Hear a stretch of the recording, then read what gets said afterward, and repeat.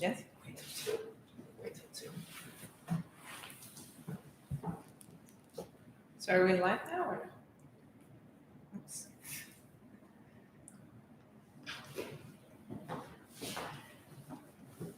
Good afternoon and welcome to TFA Fine Arts for our Artist Talk, which is in conjunction with our current exhibition at the gallery titled Oshagan, How the World Might Be. We have Oshagan, who is a photographer and multidisciplinary installation artist, and in conversation with Adriana Chalian, who is a lecturer and writer and an instructor. So glad to have you here today. Thank you. Welcome. Ara. Okay. Thank you, Caroline. Hi, Adriana. How are you? Hi, Lauren. Good, thank you. So you want to start us off with a bit of an overview of the installation and let us know a little bit about how the world might be. Yeah, so I can start with kind of an overview. The exhibition is called How the World Might Be, and it's got many multiple parts, and it's got multiple different media. So there's collage, there's photography, there's film, there's installation, different forms. There's a scroll form and a square form and a portrait form, all kinds of different forms. There's one series is the Shushi portrait series, called the Shushi Portraits. That I'm going to go very quickly over what the content is. It combines Shushi portraits of Shushi residents who used to live in Shushi, in the city of Shushi. For those of you who don't know, it's an Armenian city in the region of Armenia, which was in 2020 was colonized by Azerbaijan. And now the residents of that town can no longer live there. They don't have the right to return, and they've been exiled. They've been dispersed, become diaspora within their own country, they've been othered from their own land. And so these are portraits of the residents before they were deracinated from that area, combining with manuscript pages, Armenian manuscript pages from all over the Armenian highlands from hundreds and over 1,000 years ago. So that's one series, and we'll touch on these, right? And then there's another one. So the manuscript script. And the manuscript script connects with a fabric installation based on Krikor Vilidian's handwriting. Krikor Vilidian being the preeminent diasporan author writing today in Western Armenian. And then there is some work from Beirut, collage work from Beirut that combines current day photos and vernacular family photos. And then there's a film associated with Beirut, a 3-channel film that speaks the language, as does Krikor Vilidian's fabric installation. And then there's another series called the Artsakh Scrolls that kind of look at the panorama of possibility of life based on some of my work earlier in Artsakh, and brings it together in this scroll form. And then there is the photographs from Beirut, mostly from Burj Hamid, put together in the book that you can see here that just got published by a German publisher. And this book is also a collaboration with Krikor Vilidian, who wrote a very long literary piece associated with his own journeys through Burj Hamid. And these are the photos here, and we're here on the second floor of the TFA gallery. So that's like the lightning round of the exhibition. Yeah. So for those of you who have been through the gallery, you realize very quickly that Ara's father, Bahe Oshagan, and grandfather, Habib Oshagan, are prominently, well, maybe not prominently, but definitely featured in different ways throughout the exhibit, specifically with the Artsakh scrolls. And these are, let me get the dimensions on this. They are, 12 inch by 84 inch.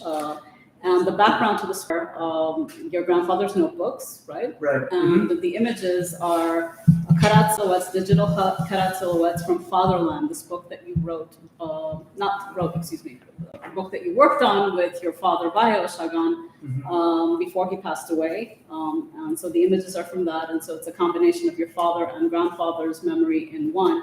Can you speak to that a little bit in terms of your father, your grandfather, and what it was like to live under the shadow of these two giants of Armenian literature, and how that has impacted you and impacted your work, and how that's evolved over the years?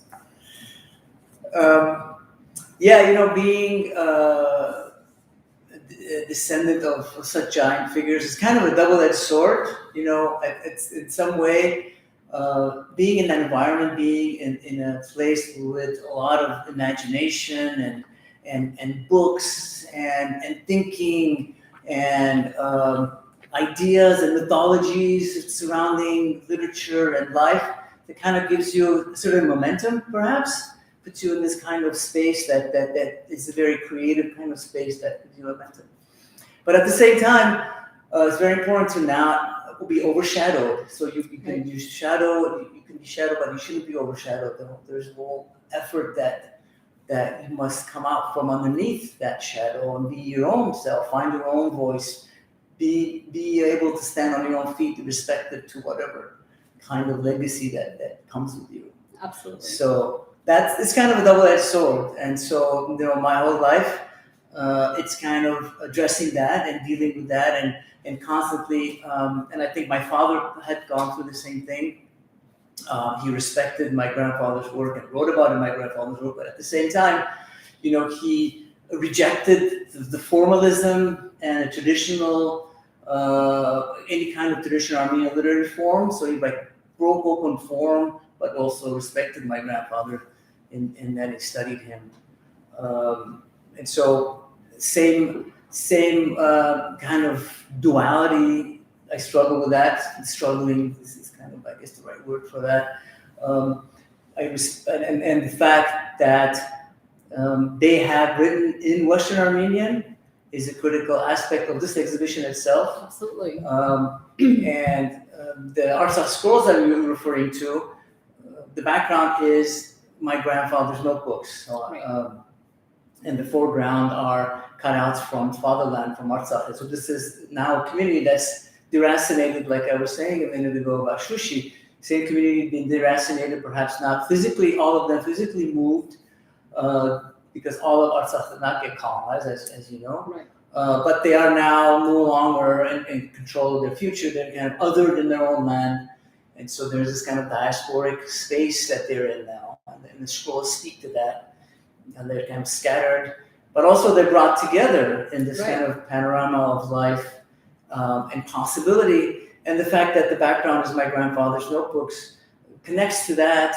100 years ago, my grandfather had gone through as a survivor of the genocide. He was arrested 7 times and escaped 7 times and just barely made it out alive. And so it connects those historical events and this continuity. Right. That, as we know, there's an ebb and flow, right? I think in this kind of history that we live, usually it's ebbing against us, unfortunately, but sometimes there's a flow forward that we can move forward. When Artsakh was able to be self-determinant for 30 years, so that was a step, a flow forward, but then now it's ebbed back.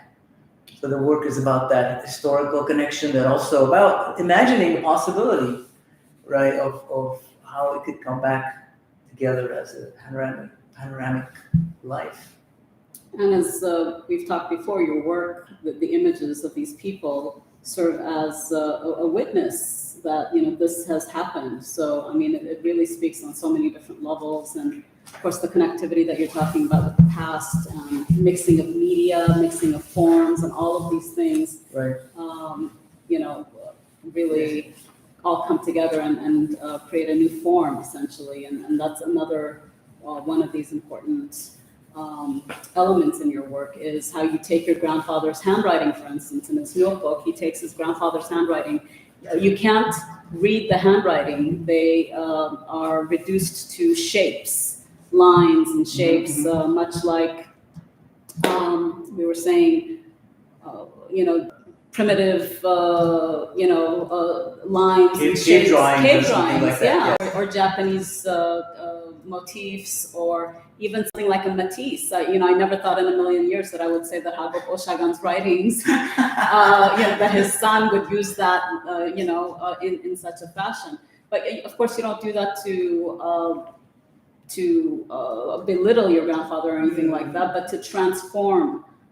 That transformation process is key and so important in your work, and we see it not just with your grandfather's writings, but also with the illuminated manuscripts, as well as Krikor Beledian's handwriting in the Codex installation Right. that's downstairs as well. So, and So, yes, yeah. please.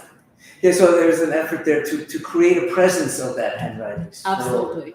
to transform it from an intellectual process, transform it into a presence where the script, the actual, the handwriting of two of the premier practitioners of the language itself becomes a presence in the space. Absolutely. And so the audience interacts with it in a different way.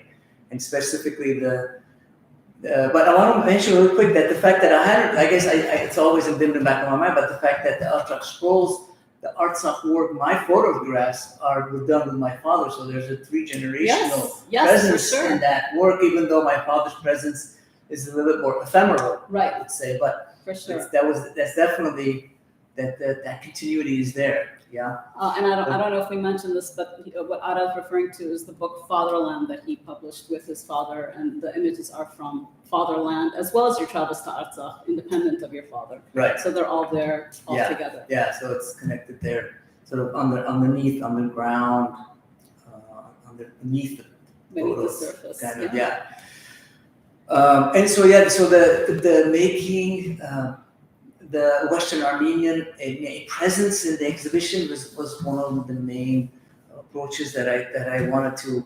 The installation, the correct installation, Krikor Beledian becomes really an immersive kind of space if you walk into it, and the language, the Western language, momentarily becomes something else, something that really can withstand, perhaps, like a monument. It's like it's right. The silent monument.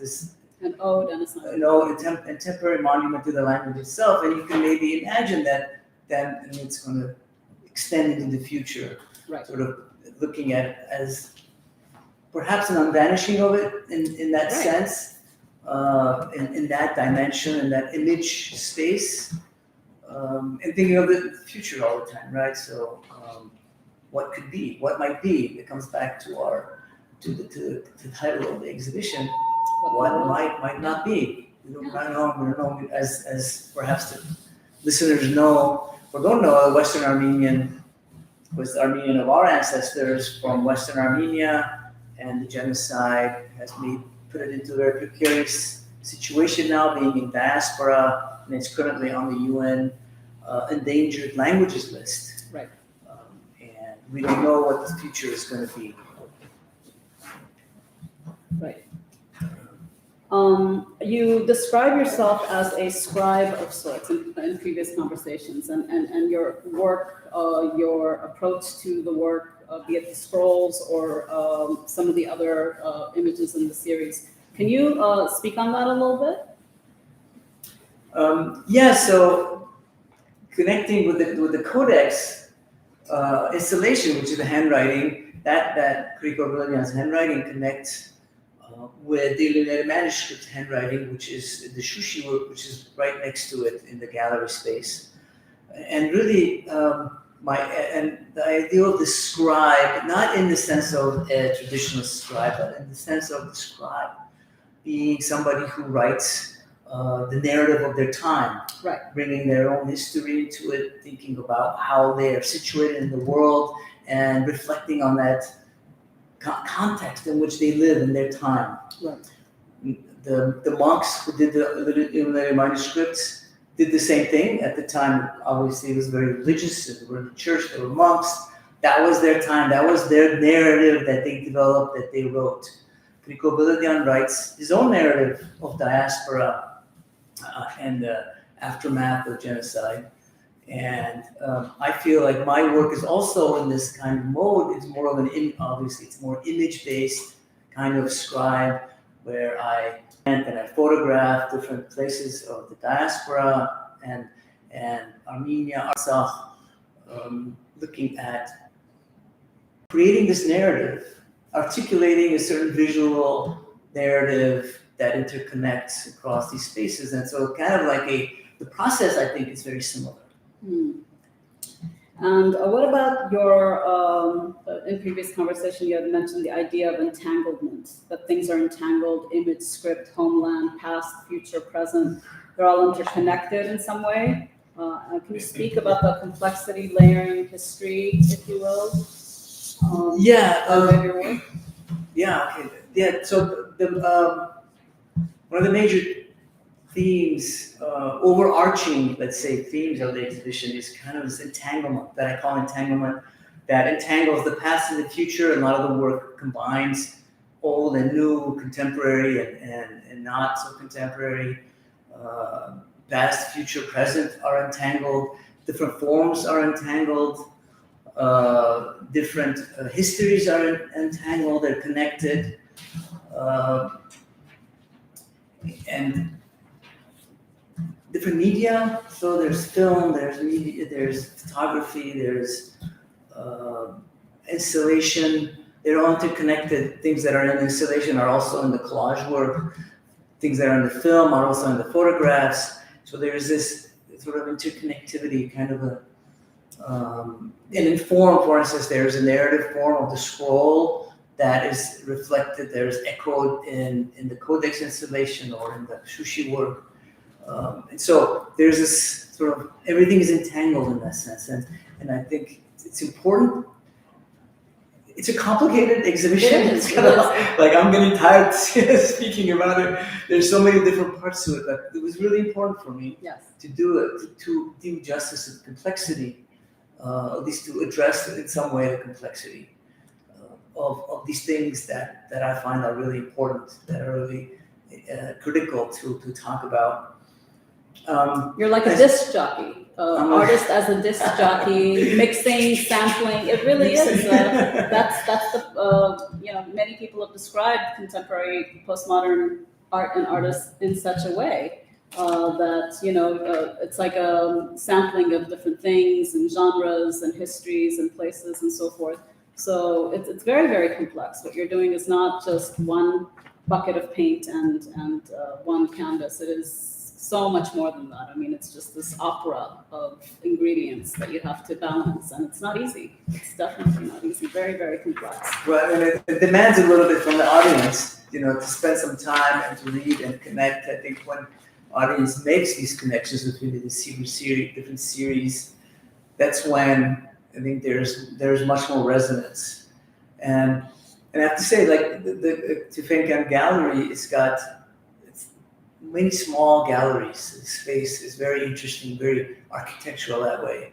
And so the exhibition is actually kind of site-specific in that sense, because I specifically made work for specific galleries for the gallery, because it's all image-based paperwork, so I could print them according to the size that would make sense. So I was able to do this interconnectivity, do an exhibition like this because of the gallery space.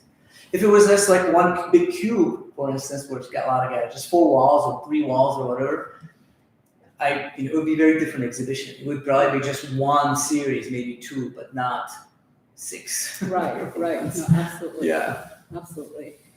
Speaking as an Armenian American myself, when I look at your work, I think of the next question, which is, how do terms such as a sense of fragmentation, decentered self, multiple conflicting identities relate to the Beirut Memory Project that we see all around us in this here in the back? So how do you want to expand on that a little bit? Yeah, sure. Part of the work here is trying to articulate a particular diasporic presence, I would say. Through image making, through being in a space and connecting to a space, as well as, for instance, the work in Beirut. I left Beirut when I was very young. I was born in Beirut. I left Beirut very young, and I returned to photograph that space, and I brought my own baggage, my own history, because that disruption, or flight and the disruption, which is because of the displacement, which is not only a personal displacement but also a collective displacement. And so part of my personal history that I address is also a collective history, Right. that touches upon the collective history. And so when you return to that space with this baggage, and already there you have 4 generations of community that were deracinated from Western Armenia after the genocide, survivors rebuilding life,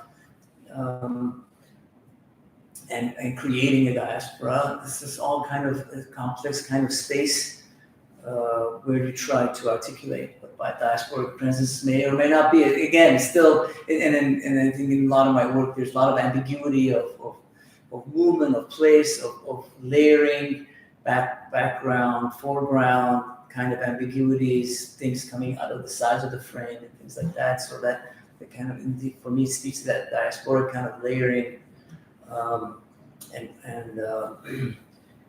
and presence and hybridity, right? I think you mentioned that in terms of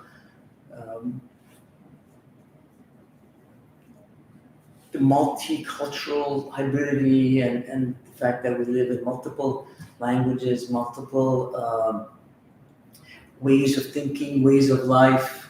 And I wouldn't say, sometimes we think of it as in contention, right? So you're either American or Armenian or French or Lebanese, they're kind of in contention. But I think of it not so much in contention, but as kind of a network, non-hierarchical kind of presence that you have in you. And at any one moment, any one of those identities could come forward, or some mixed identity could come forward, and that's what you are at that moment. And I don't think of it as conflicting. When I'm Armenian, I'm talking to my mother in Armenian. It doesn't conflict with me speaking of being in more of an American context, for instance, and dealing with speaking in English or thinking and being in that space. Interesting. So, and I think of it as, and this is kind of a non-hierarchical idea. I think it's very important. So it isn't, you can't write it Armenian-American. I think you want to not write it, or classify it as any one of them could become the thing that you are at any one moment. And they're in constant flux, kind of a network, non-hierarchical, neural network of identities that you have and you carry with you at any one time. It could be any one of those identities. Okay. And there's that ambiguity in the flux that's part of that identity, which I hope to somehow articulate with some of my work. I think that, I don't know if I'm doing that, but that's what I'm sort of the underlying attempt. Okay. Well, this question kind of rubs against what you just said right now. Let me read it so that I don't misspeak. It says, one of the features of postmodernism is its suspicion of reality. This questioning of what is real, quote unquote, socially, politically, etc., has become an important theme in contemporary art. That all identity is a fictional construct and all cultures exist as a mix. It's argued that authenticity by way of culture does not exist, and any quest for purity in identity is based on false assumptions. Cultures are always hybrids with no pure states. How does this statement reconcile with Armenian identity, especially by way of its language and its preservation? And how might it relate to your exhibit? Part of the response to that, I think, is kind of the dominant culture will try to impose its kind of attitude as what culture should be. And so if there's no culture, that means you have the culture of the dominant culture, right? The dominant powers that are there, the ones who are writing your history, the history, whatever that official history may be. Right. So if there's no culture, that means that official history is the only one that exists. So I think it's very important to not fall into that trap that there's no other history. There's only one history, but you have your own. We have our own history, and counter the histories, to make sure that certain cultures and histories are alive and well and are told. And as Armenians, I think as we have a long history and culture, I think as artists, we have to kind of find how the mix contemporary forms and attitudes and how we live with this long history and cultural presence that we have, that we bring with us, and find those ways in which those two can coexist. I'm very political that way. I guess, is that the right word? I don't know. Political or historionic? Is that the word? I'm not sure what the word is. History is critical for me. This is part of who I am, or part of my work, and so that cannot be ignored. And so the challenge for me is to bring that, whatever my understanding of that is, into a contemporary form of today, and give it shape and give an articulation that makes sense, and that honors both spaces, both approaches. Okay. Again, going back to the postmodern vernacular, that all identity is fiction, and that, and to touch on your concern about the Armenian language disappearing, and the Armenian identity, in terms of, why fight for it? If all reality, if all culture, all language, et cetera, is fiction, then why even, lament its passing, so to speak? Why not just let it, go through its motions and so forth? I mean, you went to Lebanon and you, experienced the culture there and the language and whatnot. What do you have to say in terms of? I guess that I would definitely not be a postmodern, or not completely a postmodern artist, Okay. if that's the definition, that culture doesn't exist. Well, in its final sense, in its ultimate sense, that it's a nihilistic world, that meaning and truth and these things are fictional constructs, that identity is a fictional construct at the end of the day. So all cultures exist in this mixed state, and there's no such thing as an authentic culture, etc. This is all part of the whole road to postmodernism. So on the one hand, we're celebrating the mix, but on the other hand, if we continue down this path, there's we're letting go of the very thing that makes us who we are. So there's both of those things are kind of butting heads, if you will. Yeah, I mean, you can look at it in a pessimistic way, that's saying that if you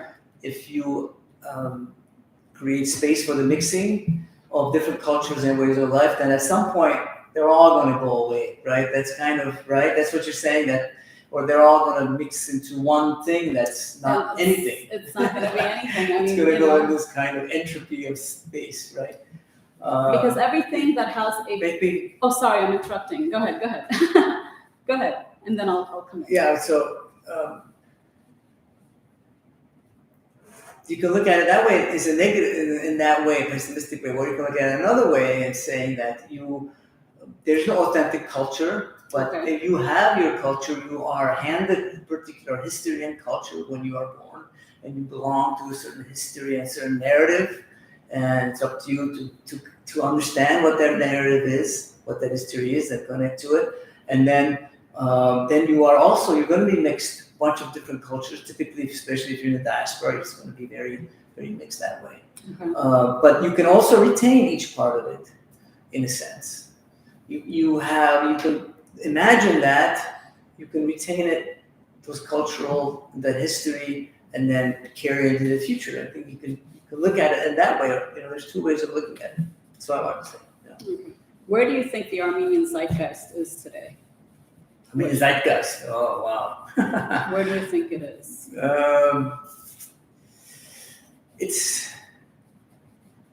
And how does the Kardashian culture fit into all of it? You know? Kardashian culture is good, I don't have an issue with Kardashian culture.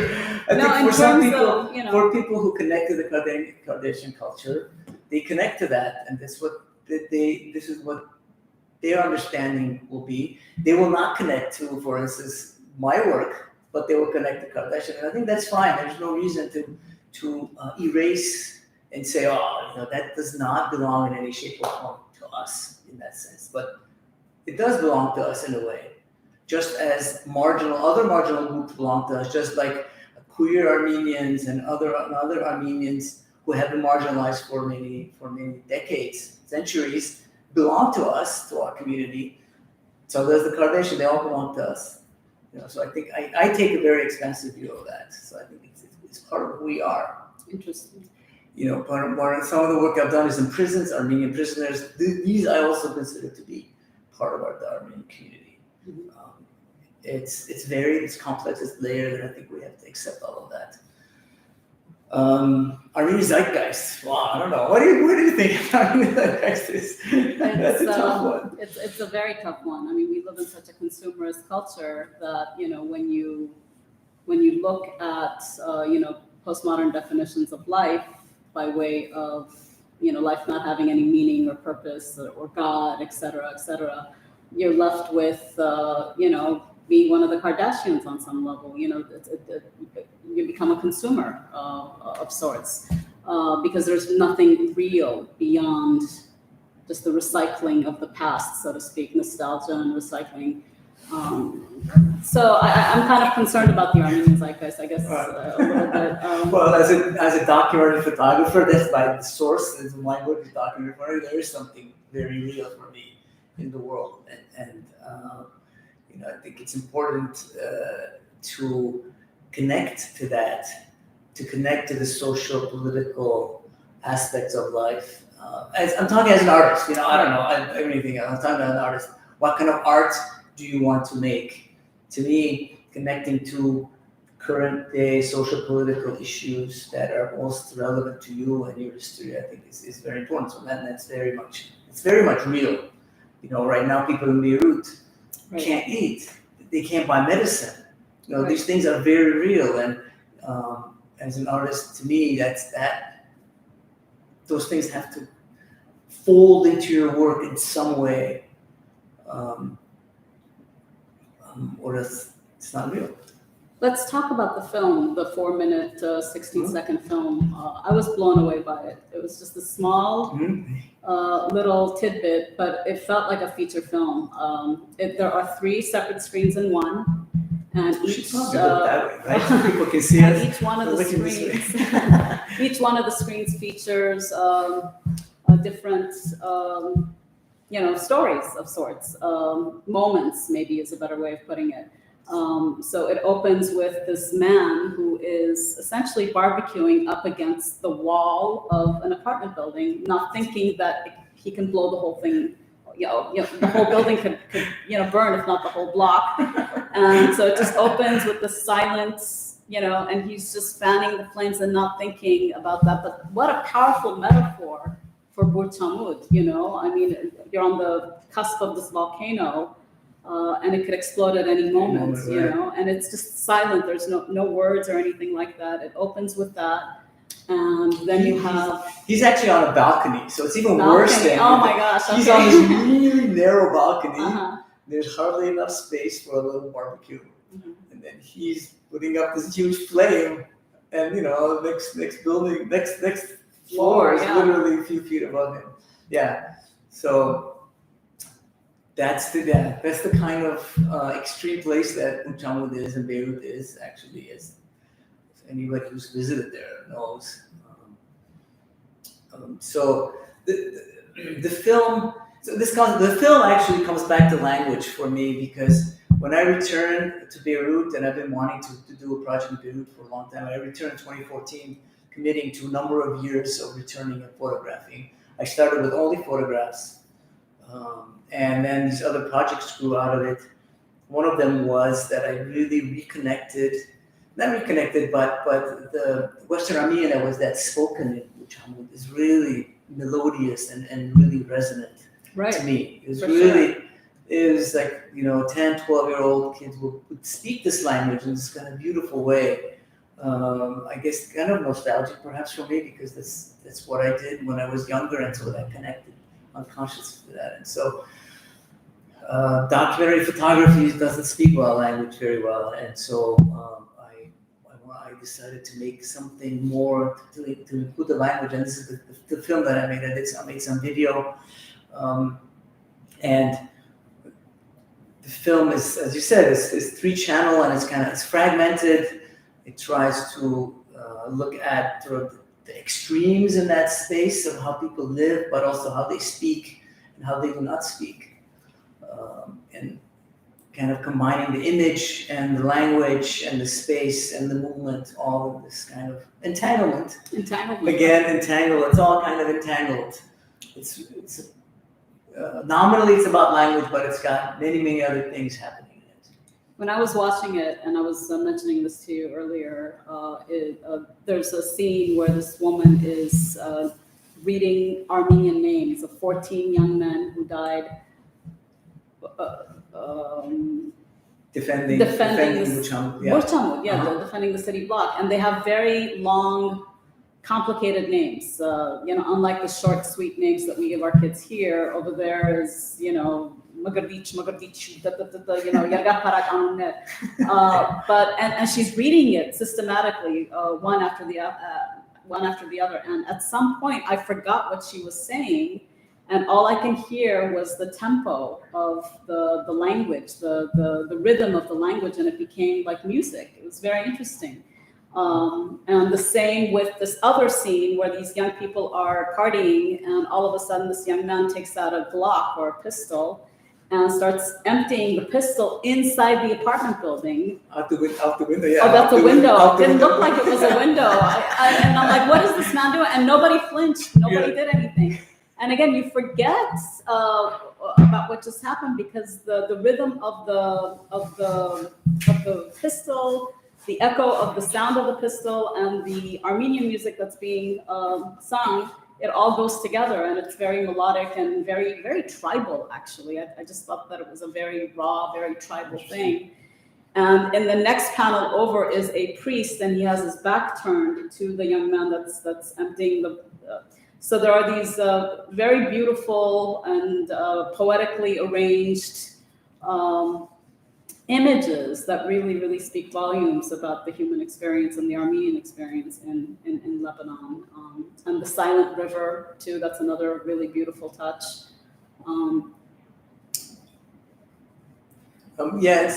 It's really interesting that you mentioned that the rhythmic part of that. I guess I connected to that, the way she reads it, and is this very formal kind of, how newscaster read. Right, It's very right. formal Almost dry. Yeah, but there is this tremendous rhythmic part of it, of that.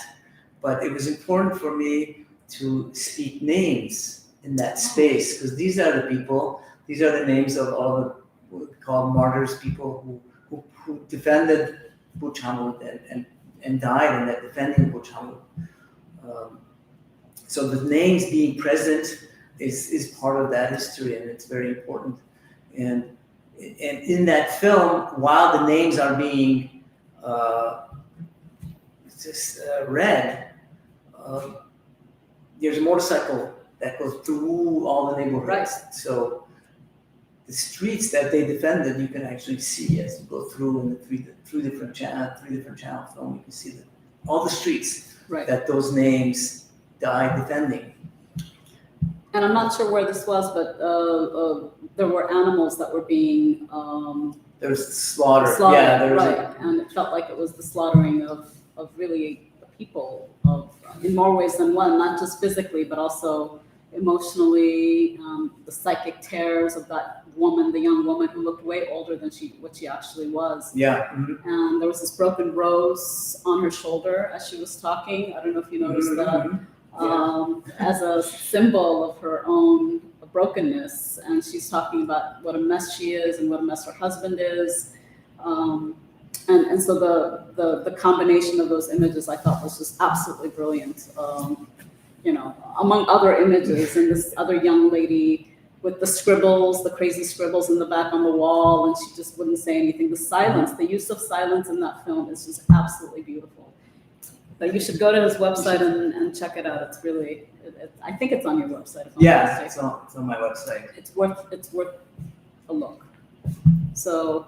And there's also the other side of it. There's this whole section of these men sitting around and in this kind of banter in this kind of funny kind of space, which I think it's really fun. So there's an attempt to bring these extremes, the horrors of living in that space oftentimes. Right.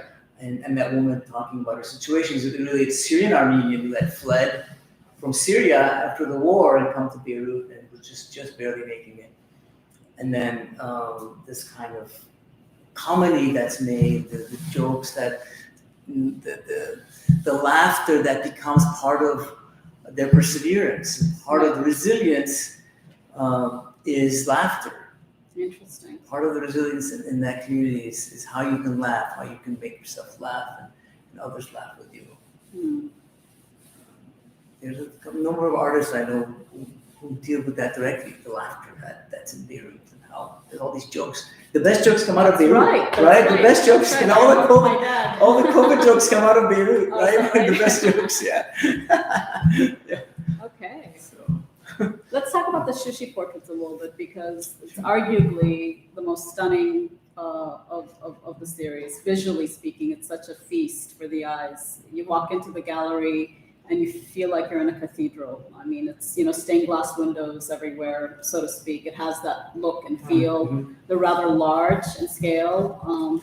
And one of Ara's features is he takes something very valuable and he puts it into the background of the composition, like his grandfather's notebooks, for instance, or in this particular case, the illuminated manuscripts. These ancient, beautiful illuminated manuscripts are in the back, but in the foreground, he has what other artists like Kahinda Wiley, you can look him up if you don't know who he is. He's the one who did the presidential portrait of Barack Obama. Anyway, Kahinda Wiley calls it street casting, where he walks down the street and he comes across someone. He happens to be African American, and he uses a great many African Americans in his portraits, and he brings them into the gallery and places them in the foreground, so to speak, of these monumental works that look like history paintings, and in fact, they are history paintings.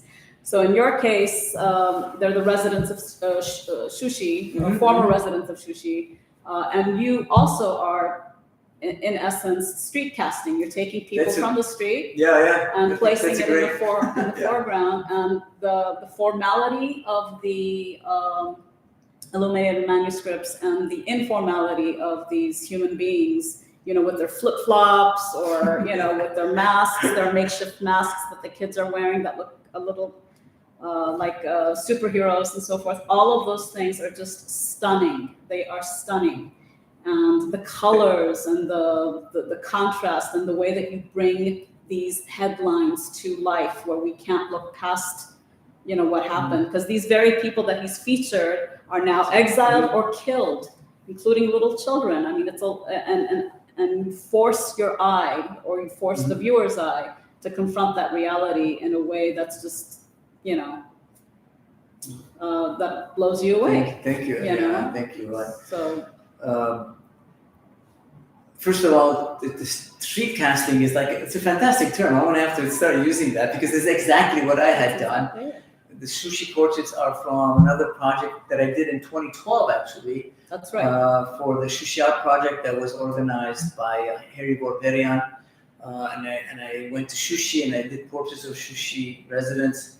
And then I repopulated a building in Shushi that was destroyed and neglected for 20 years. It was never reconstructed. It was falling apart. So I repopulated with images of these residents in the windows and doors of the building. And that was inspired. And so those were full-length portraits that I did. And they were inspired by the saints' portraits that are actually in the church, in the Gaziantep church that's in Shushi, and actually all over Armenian highlands, Armenian church, saints are often depicted in this full-size portrait, and they're kind of floating in midair, right? They're kind of just floating in that space, looking over the space of the church. So that's the form that I decided to take in that installation. And so I kept that form in that sense here in this. So when Shushi was colonized again and its residents exiled from Shushi, I looked at this work again and I really wanted, and I felt like I wanted to have a response of some sort. It was in the series that I came up with, and this kind of the one thing that you did mention that, and then there's an effort there in the work to elevate just the ordinary person, the street, the man on the street, yes. The man on the street, just the resident that you may run into, who God knows where they are now, right, because of the colonization. To elevate them, right. To put them in a new light, and to honor their presence there. Absolutely. Because there's long history of issues with Shushi, because Shushi was never repopulated properly, and so these people who actually went and lived in Shushi, it was very difficult for them to live there for all the years they had lived. Right. Because they never got the proper infrastructure support to sustain that city really at a high level. So there's this elevation of their effort to be there.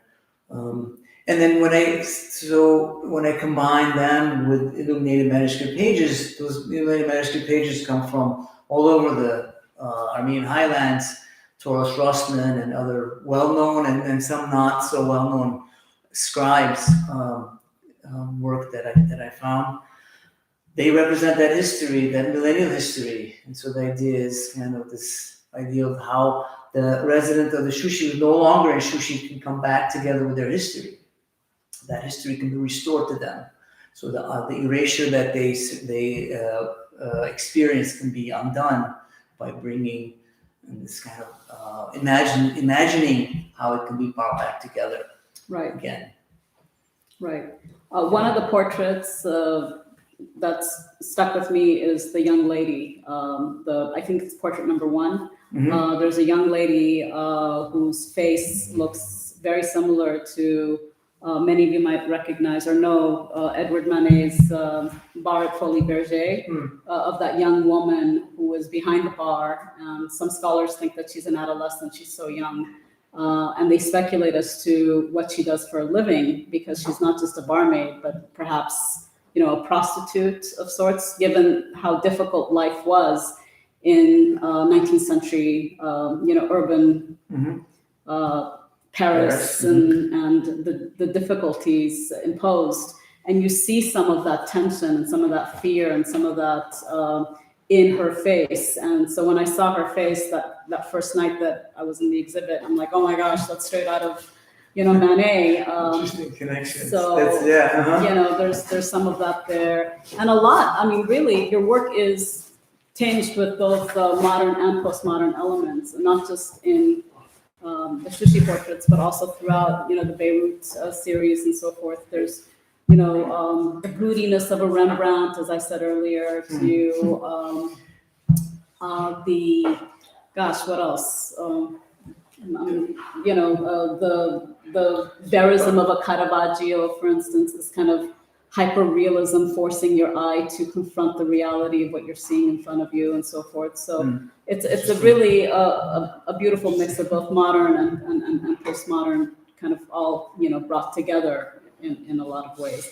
But what wonders, I mean, when I look at your work, among other things, is, I mean, you capture a lot of light. There's a lot of dark and light, and a lot of smokiness, a lot of chiaroscuro and so forth and so on. But, you wonder, what is Ara capturing? Is he capturing material light? Or is he capturing, especially, some of these images that have taken places in churches and so forth? Or is that, a spiritual light and so forth? So you leave people wondering about that. And you bring that element in such a poetic way, whether it's through the Beirut series or the Shushi portraits downstairs with the illuminated manuscripts. The presence of this other way of looking at the world by way of our own Armenian legacy, our own religious legacies, is brought in a very, very poetic way for us to consider and for us to think about. In a world where again, from a postmodern perspective, there's no truth, there's no meaning, everything is fiction. You know, Yeah. why? Well, You know what I mean? That's a Yeah. really interesting rub, and you bring that in such a poetic way, so different people can take different things from your work. But anyway, what do you have to say about that? well, for a photographer, light is everything, right? If, every light, that's all you have to work with. It's light, and so to me, there's a certain interaction when I photograph. For instance, if we talk about this work, this work is you mentioned this, the book called Displaced, that That's right. we mentioned this maybe quickly, but just got published about Chamudan. When I go to a place, there's kind of an interaction with that space, the ecosystem, the people, the place, the architecture, the streets, the sound, the smells. So there's this constant interaction, and some kind of imagery will come out of that interaction. For instance, in my fatherland, the work was much brighter for whatever reason, and I really don't know what that reason is. The work was much brighter, while this Beirut work is much darker. It really is. Really dark. It really And it wasn't that I went and I go, I'm going to take really dark pictures, but it just, after trip after trip after trip, it was like the pattern was very clear that it's dark. I guess the place is dark, and the photographs reflected that darkness, or maybe there's a darkness inside me that I took back. That because the whole work speaks about that disruption, the rupture that I experienced leaving and then now coming back. But the light is used in a very different way. Yes. In the Beirut work. Yes. Than it is in other work. Or even my LA series here, the black and white work that I did in LA, much brighter. Much brighter, yes. Yeah. What I refer to as Picasso's Guernica and David Hockney had a baby. If they had a baby, it would be your Beirut series. Because there is a war element, in some of these images. Well, you know what I mean. I'm not trying to flatter you, but I'm saying in terms of, because there's a Cubist element, I guess is what I'm trying to say. You can definitely see this element of Cubism in the work here and there and everywhere, and so that's where Guernica comes in, and of course Hockney comes in. Yeah. That sheen of Hockney with the war-torn images of like a Guernica, because when you're looking at them, there really is this heaviness. I guess they are kind of heavy because of that. But also, I think there's a lot of ambiguity in the photo. I think that's one of the things that I think is really important. Kriko Bilidian is famous for creating narratives that are ambiguous. The narrator itself is unclear and changes, and in his writing he shifts tenses and past and present, so there's constant ambiguity, and that's, to him, I think, I'm not a literary critic, but that's how I read his work. It's reflective of the precarity and the flux and the ambiguity that's inherent in this sort of diasporic presence or and articulation of that presence.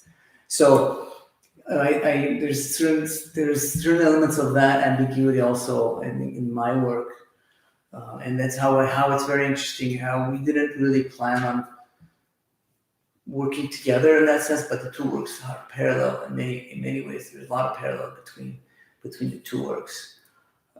And I think I was saying earlier, there's foreground, background, ambiguous action, ambiguous place. A lot of directional forces and a lot of different, in a lot of different ways. You had the same technique with your dad with Fatherland. He did his thing, you did your thing, and then both of the efforts dovetailed towards the end, and we got Fatherland. Right. But what a lighter fare than what we're seeing with Burçam. I mean, it's so interesting. It is. It could also be because of the historical situation. It could because at that time Artsakh was independent. They actually could see a future where they were starting to rebuild and roads were being built, and every time I went back, I started in 1999. Every time I went back, I saw more and more enrichment and things happening, changing. You could actually imagine a future. So maybe that impacted it. Plus the fact that I did it with my father, which was kind of a tremendous opportunity for me. Absolutely. To be able to do that, to be able to be there. We were there once together, and then create a work that would create photographs, body of work that would be that would work with his, that would be on the same cover as his writing, and it was kind of a tremendous honor for me to do that from the very beginning. And so maybe that contributed to it. So there's all these things that contribute to projects that you don't really know until you speculate. There's a lot of speculation happening. And I think you're also giving yourself a lot more permission as an artist to go there. When I think about your work, early on versus the kinds of things that you're producing now, I think you're giving yourself it's almost like a permission, so to speak. Maybe that's not the right way of putting it, but just to be more. There's an evolution, yeah, right? There's definitely an evolution. Yeah. Up till very recently, my work was mostly exclusively documentary photography. Right. Even though I did very early on, I did do triptychs and diptychs and things that I combine images in that way, but the involvement of film and collage and installation is sort of I think there's an evolution that happens over time as you try to articulate more and more complex things. You feel like these other modes are critical for that. There's an element of comedy in your work too, along with the brutishness. Well, Okay. maybe the word comedy is too heavy, but despite the gravitas of the work, there is this element of there's almost a comic book element quality. Like in the film, for instance, where there's this young woman who is talking about her state of mind, and she's lamenting her state of mind. And again, throughout the whole film, you forget about the language, and all you're hearing is, a rhythm. But she almost sounded funny in a strange sort of way. And, this brings us back to this Afrofuturism. I want to talk to you a little bit about that. Okay, yeah. In terms of, the sci-fi, using images from sci-fi novels in the African American community, within the arts. And even in the Shushi portraits, here and there, you get this kind of a glimpse of comic book sci-fi element with the young boy with the mask, or there's this other young man who looks like an Armenian version of Thor or Spider-Man or something along those lines. There are those bursts of elements, the funny elements, here and there. Not funny as in you're degrading anything or anyone, but just this ambiguity thing that you're talking about, which is very present. Well, do you want to speak to that? Well, in the film, there's lots of funny parts. Every time I watch that film, I laugh. It's really funny. There's, Kalashnikov is talking about him sleeping with his gun. That's funny. It's been So we have Oh, okay. We'll wrap up very soon. Okay, and then the banter, they're sitting around and talking about how they get recruited only once every 6 years to vote, and that's right. So there's that, and then it's interesting that there's this comic book kind of graphic element, I guess, and maybe that's the direction I'm gonna go in the future. But who knows what the next thing is going to be. But what I've been influenced somewhat by actually ideas from Arab futurism that I've read a lot about, and Palestinian artists thinking about how a new future could possibly be. Obviously, they're all borrowing from the original, the Afrofuturist masters from the 70s. They, African American artists have been thinking about this since the 70s. So I think we Armenians are relatively new to it. I'm relatively new to it. I'm certainly not one of the main practitioners, but there are other artists working in this mode. But I think it's critical to experiment and to try and to fail and to find our own voice in how do you express this futurity, right? How does that idea of a future and our own history connect? How can you make work that's authentic to your history and your culture? I think that's really, really important, and it's important to experiment in that way. there's some of that in this work, like the Shushi portraits have that idea of the future. The Beirut Memory Project has this looking into the ambiguity of the future and how the past and the present can create new spaces. The Artsakh scrolls, I think, definitely there's an idea of bringing possibility of bringing a panorama of life back together and imagining a deracinated community in these sort of narrative forms, which I call kind of it's like dispersive, continuous narrative, very much the East Asian kind of narrative forms of the scroll. Also, they're kind of dispersive. They're diasporic, really. And right now, I think it's about Artsakh, but it's really about diaspora because now Artsakh has become a kind of a diaspora, being colonized and being dispersed and being othered in their own land. So it's experimental in a sense. So I'm thinking in that direction, and I'm not sure which direction I'll go next, but we'll see. Fun stuff. Yeah, so we've been talking for an hour. Yeah, is that right? Yeah. We could go. Can we go another hour? Is that okay? I think maybe we could wrap it up. Yeah. Just just very, very quickly, I like the fuzziness of your paintbrush, how you're using, in some of the images over there, the completely fuzzed out, for lack of a better way of putting it. Again, going back to 19th century art, the loose brush strokes that ushered in, abstraction, really. I mean, it takes you back, back, and you take us on a lot of different journeys, each one having, these jewels, so to speak, that pop out as you're kind of going through the work and so forth. I mean, we can go on and on. There's so much to say, and virtually impossible to kind of, condense it. But come see the work at Tufenkian Gallery. It's amazing, and the book, of course. Yeah, really enjoyed it. A few copies of the book left. Hopefully, you can get it from the Tufenkian website. And I want to thank you, Adriana, for spending so much time looking and thinking about the work and challenging me. I appreciate that I got challenged to articulate and explain my work. So thank you. It's been an absolute pleasure. Pleasure. All right. Bye. Thank you so much, and we'll see everybody soon. If you're in Los Angeles, next Saturday there will be an artist reception on the last day of the exhibition from 2 to 6 p.m. So please come down. I'll be here. I'll be very happy to talk to you, meet you and talk to you. So, all right. Goodbye. Goodbye.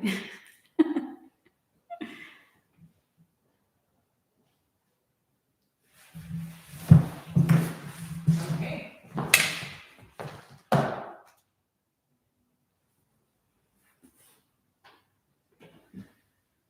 Very good. Is it done? Yeah, you can shut the computer.